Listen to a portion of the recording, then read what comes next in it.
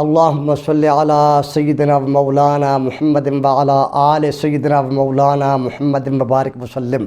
ختم نبوت یعنی آپ صلی اللہ علیہ وآلہ وسلم کے خاتم النبیین ہونے پر 200 سے زائد احادیث مبارکہ شاہد ہیں کہ آپ خاتم النبیین ہیں۔ درود پاک پڑھے، آپ کو حدیث پاک سناتا ہوں۔ اللہم صلی علی سیدنا و مولانا محمد و علی آل سیدنا و مولانا محمد مبارک وسلم۔ ام المومنین حضرت عائشہ صدیقہ رضی اللہ تعالی عنہا فرماتی ہیں کہ آپ صلی اللہ علیہ وآلہ وسلم نے ارشاد فرمایا، آنا خاتم الانبیاء و مسجدی خاتم مساجد الانبیاء۔ فرمایا کہ میں خاتم الانبیاء ہوں اور میری مسجد انبیاء کرام کی مساجد کی خاتم ہے۔ دوسری حدیث پاک حضرت امامہ باہلی رضی اللہ تعالیٰ عنہ فرماتی ہیں، حضور نبی کریم صلی اللہ علیہ وآلہ وسلم نے ارشاد فرمایا، آنا خاتم الانبیاء وانتم آخر الامم۔ فرمایا کہ میں انبیاء کے آخر میں ہوں اور تم آخری امت ہو جی۔ تیسری حدیث پاک یہ بھی حضرت امام باہلی رضی اللہ تعالیٰ عنہ سے روایت ہے جی۔ آپ فرماتے ہیں، حضور نبی کریم صلی اللہ علیہ وآلہ وسلم نے ارشاد فرمایا، یا ایھا الناس، اے لوگو، انہو لا نبی بعدی، بے شک میرے بعد کوئی نبی نہیں، ولا امت بعدکم، اور تمہارے بعد کوئی امت نہیں ہے، فاعبدوا ربکم، اپنے رب کی عبادت کرو، وصلوا خمسکم، 5 وقت نماز ادا کرو، وصوموا شہرکم، رمضان شریف کے روزے رکھو، وادوا زکاۃ اموالکم طیبۃ بہا انفسکم۔ فرمایا کہ اپنے یعنی کہ رضامندی کے ساتھ اپنے مالوں کی زکوٰۃ ادا کرو۔ آگے فرمایا، واطیعوا ولاۃ امرکم، یعنی کہ آپ نے فرمایا کہ اپنے حکمرانوں کی تم تابع داری کرو، ان کا تم حکم مانو جی۔ فرمایا، تدخلوا جنت ربکم، تم اپنے رب کی جنت میں تم داخل ہو۔ تو معلوم ہوا کہ حضور نبی کریم صلی اللہ علیہ وآلہ وسلم آخری نبی ہیں، آپ خاتم النبیین ہیں، آپ کے بعد کوئی نبی نہیں ہے۔ اور میں آپ کو یہ بات بتا دوں کہ حضور نبی کریم صلی اللہ علیہ وآلہ وسلم کی ختم نبوت کے سب سے پہلے محافظ ابوبکر صدیق رضی اللہ تعالیٰ عنہ ہیں۔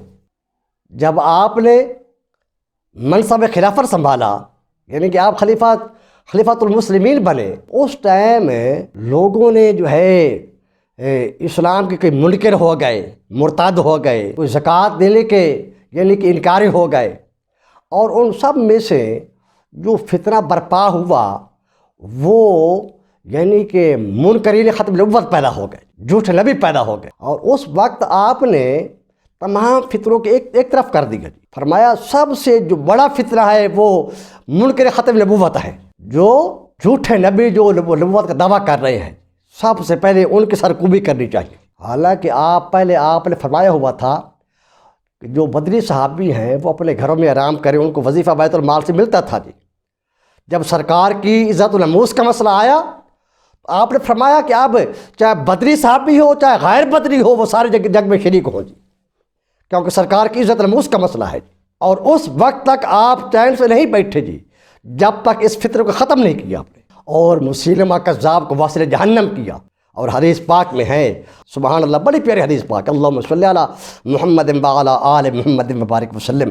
امام طبرانی نے اس حدیث پاک کو نقل کیا ہے کہ آپ فرماتے ہیں، انی اشہد عدد تراب الدنیا ان مسیلمۃ کذاب۔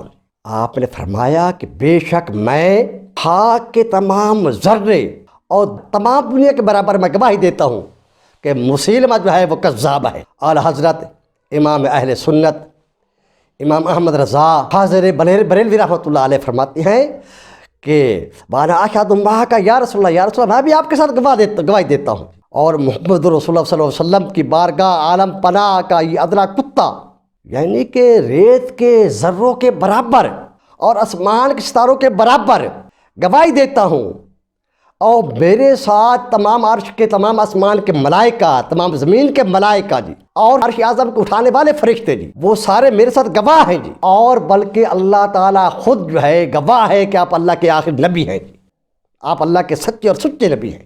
کتنی بڑی بات ہے۔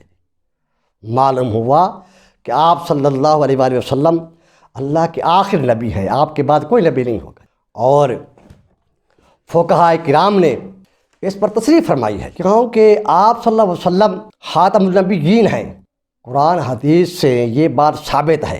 اور آپ کے خاتم النبیین ہونے کا یعنی کہ انکار کرنا کفر ہے، اس میں شک کرنا کفر ہے، جیسا کہ اعلیٰ حضرت امام اہل سنت امام احمد رضا خواہ فاضل بریلوی رحمۃ اللہ علیہ فرماتے ہیں فتاوی رضویہ شریف میں 14ویں جلد میں فرماتے ہیں من قال بعد نبینا نبی یکفر لأنہ انکر الرسالہ، فرماتے ہیں کہ جو شخص یہ کہے کہ ہمارے پیارے نبی صلی اللہ علیہ وسلم کے بعد کوئی نبی آ سکتا ہے وہ کافر ہو گیا، اور جو اس کے کفر میں شک کرے وہ بھی کافر ہو گیا، کیونکہ اس نے نص قطعی کا انکار کیا ہے نا۔